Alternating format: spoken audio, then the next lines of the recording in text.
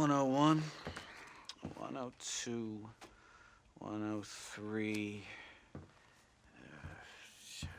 105, 106. I'm here to see Mr. Ross. 107, 109. Edgar Ross. 113. Upstairs on the right. 114. 115. 116. 117.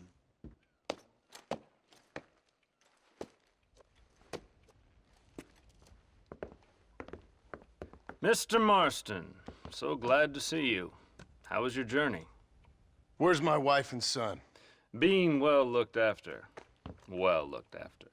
I want to see him. Mr. Ross wants to speak with you. We've had some important developments. You want me to take out a gun and blow a fucking hole in your head right here? Right now? You want that? Mr. Marston. You want that? Mr. Marston, I ask you to calm down. Why? Why? I did what you asked. I got you Williamson and Escuela. It's over. Stop playing games with me. No one's playing games with you, Mr. Marston. But if we were to play some games, there'd be some interesting ones we could play.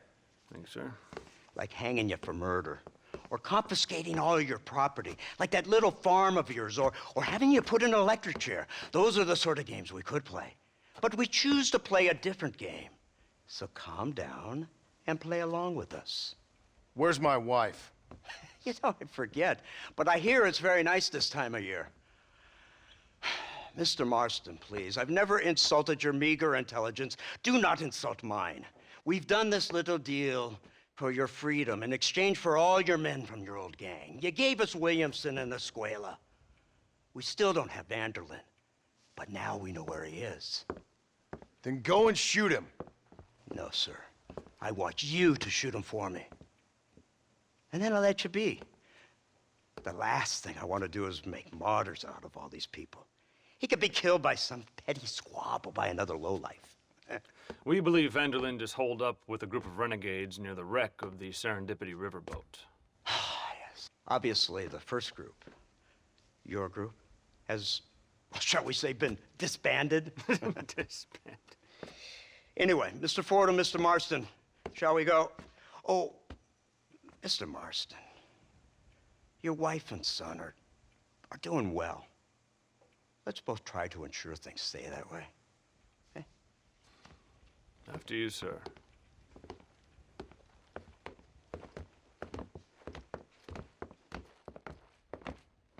Oh, Mr. Marston, one more thing. This is for you. You're too kind. See, I have nothing but your best interest at heart. Let's hope it doesn't go off by mistake. 343. I have a patent for that, sir. This is an outrage. Ah, Mr. Marston. You're alive. Hello, Wes Dickens. Thought you were headed to Peking. So did I. So did I. A long story. But now it seems I'm being put under arrest and charged with narcotic possession or some other such nonsense. Ross, have him release this man. Why? Because he's a harmless old fraud, the kind of man that built this country. And because he helped me get Williamson. Did you hear that, officer? The man's a hero. Let him go. Come on, Marston. Moral degeneracy waits for no man. Let's hurry along. 344. 345. 347.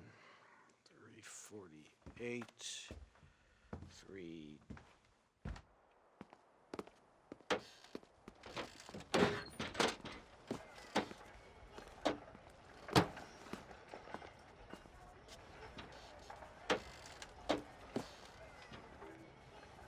All right, Mr. Fordham, onward!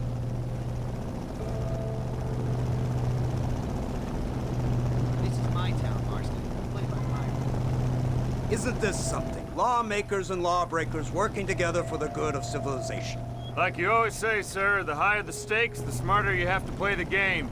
I can't imagine I ever said anything quite so trite. In any case, I'm not sure Mr. Marston would agree with us. Unfortunately, Mr. Marston isn't broad-minded enough to appreciate the unique opportunity we're offering him. Son of a whore. You best watch your damn mouth! And it's strange you should say that, Mr. Marston, because according to my files, you are the whore's son. Now, what else can I recall from the robbed at least 40 banks that we're aware of? They told us there was a prize when you got to 50. I'm glad this is all such a joke to you. I want my family. And I'm sure all the men you murdered wanted their families too. Come now, you're stupid, but you're not that stupid. We both know how this has to be. And it could be all over today. As soon as we find Dutch van der Linde, you can go back home and play being a farmer again, or whatever else you've been pretending to do for the last few years. First it was Bill, now it's Dutch. After Dutch, it'll be somebody else. Where does it end? It ends when we say it ends. You're in no position to make demands. The life you live, you don't just walk away from that. Buy a few chickens and make it all disappear. You should be dead or rotting in a jail cell by now. We are giving you a chance at new life. A chance at redemption. You can't erase your past, Mr. Marston, but we can.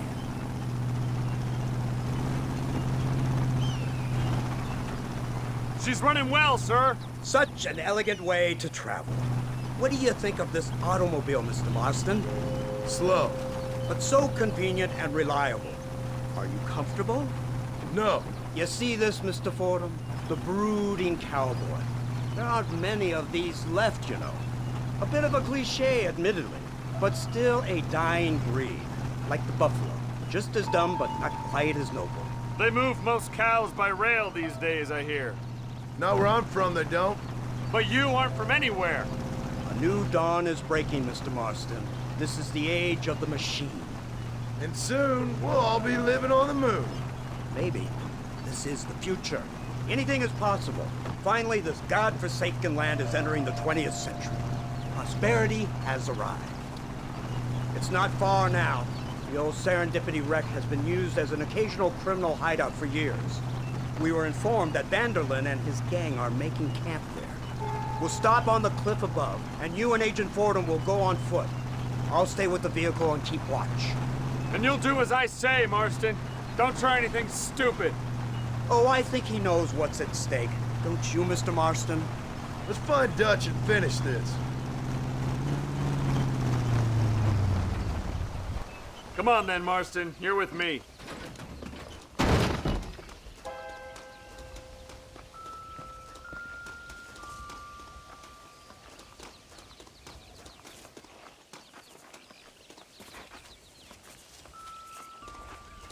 Keep quiet and stay close.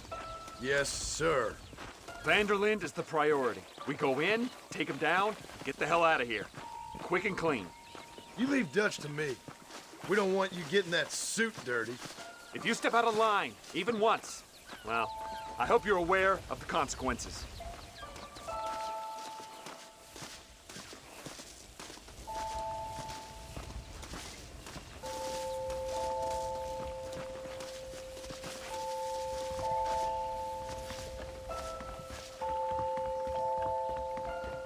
Seems real quiet, don't you think? You tell me. Maybe Dutch caught wind of things. That informant better not have been lying to us. Keep your eyes open. They are open. I don't see nothing. It doesn't feel right. This place is usually teeming with lowlifes.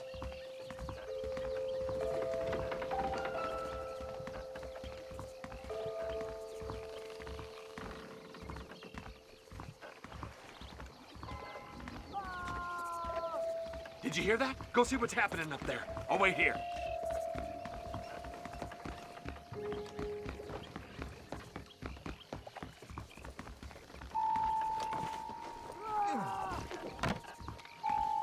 Hurry, there's somebody up there.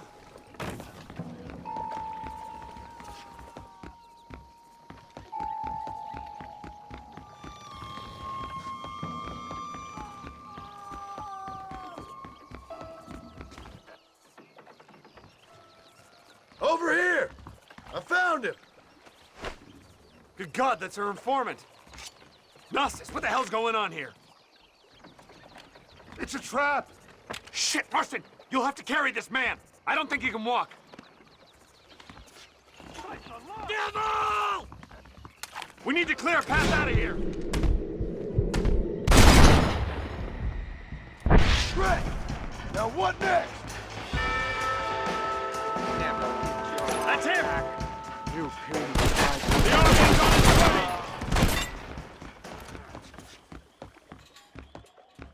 What the hell's happening here?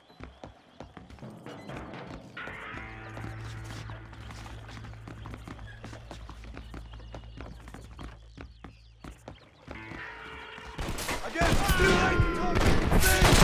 Now let's go. We need to get the hell off this boat.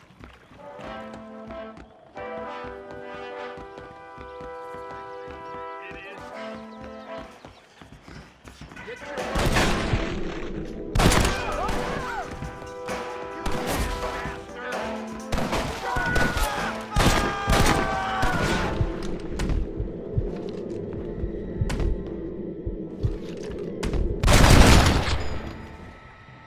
You want more?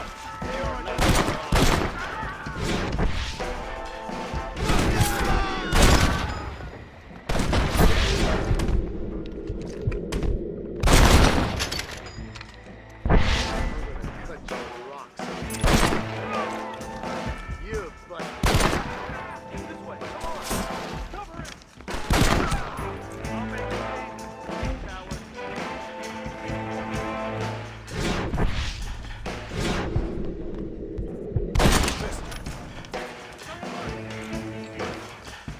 Your fear makes you stink.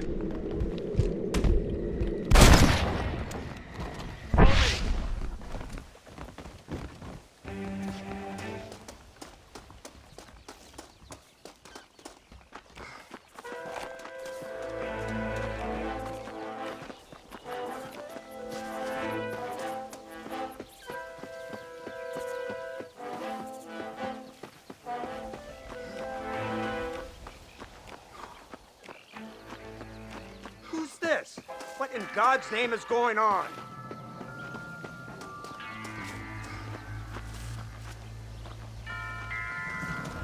Marston, lift this fellow into the back seat. Put him in the car so we can get out of here. Let's go. There might be more of them.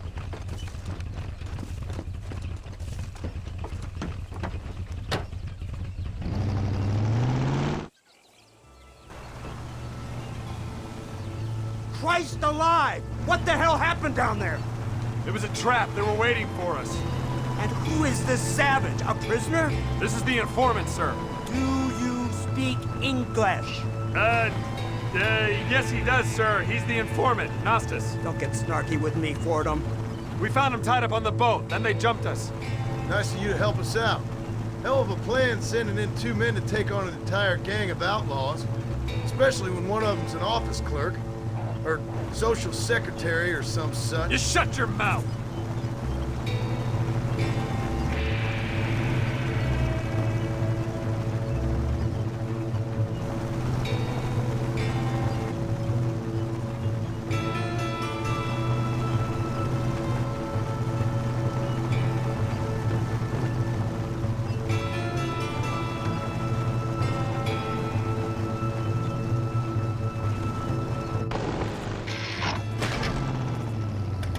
Come on, not now.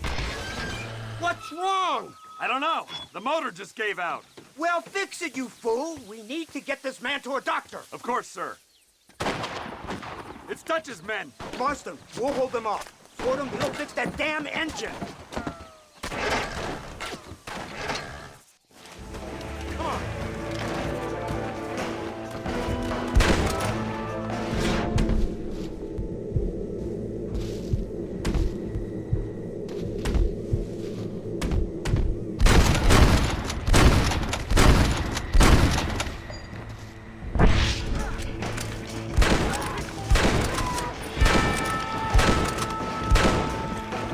Pick them off!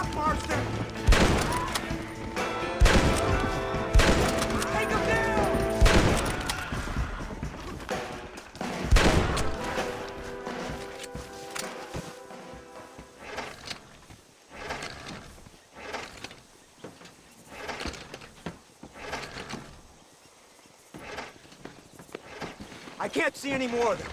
Fordham, are we ready? Yes, sir, I think so.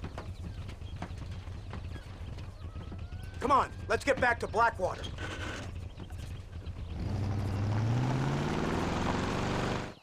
Damn, that was close. We're lucky to be alive. I'm beginning to see why Mr. Marston here has made it to such a ripe old age. You'll make me blush with all these kind words. So much for this automobile of yours. If this is the future, God help us all. It's not the automobile. A bad workman shouldn't blame his tools. Perhaps if Mr. Fordham maneuvered it with a little more finesse. I was trying to escape an ambush, sir. Even if it was running fine, they'd still have caught us. I can walk faster than this piece of crap. Give me a horse any day. So what now? Do I get to see my family? Where is Dutch Vanderlyn? I don't know. In that case, old boy, no, you don't get to see your family.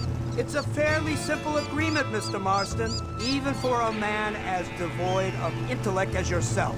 If you'd like me to explain it to you again, I'd be more than willing. No, you've said enough. Guess we call it a day. So how does it feel, taking a man's wife and child from him? Does it make you feel good? How does it feel to kill hundreds of men in cold blood? You're a coward. You're a murderer. Actions have consequences, Mr. Marston. Come now, try to look on the bright side. The bright side? There ain't no bright side. Your family is enjoying a much-needed vacation, and in far more luxurious surroundings than those to which they are accustomed, I assure you. Soon you will be able to start a new life together, absolved of all your sins.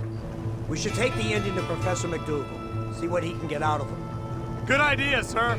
I just can't communicate with them.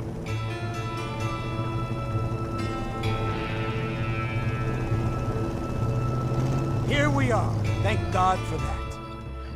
So, this is the office of an anthropologist named McDougal. He was thrown out of Yale for degeneracy. We should tell you something. Indeed, but he's been helping us deal with the natives in this area. They see him and they presume we're all idiot academics. Give me a hand here, Marston. Ah, Mr. Ross. Mr. Fordham? Good day. Good day. What on earth's going on here? Kid got shot in the leg. Beat up pretty good. We'll send a doctor. Now, McDougal, we need information from this fellow about Dutch Vanderlyn. Can you see what you can find out for us? Do my best, sir. Make sure you do. Professor McDougal has been a good friend of the U.S. government, Mr. Marston, just like you. Why don't you see if you can help him in his study of the native problem in this county? That's a good fellow.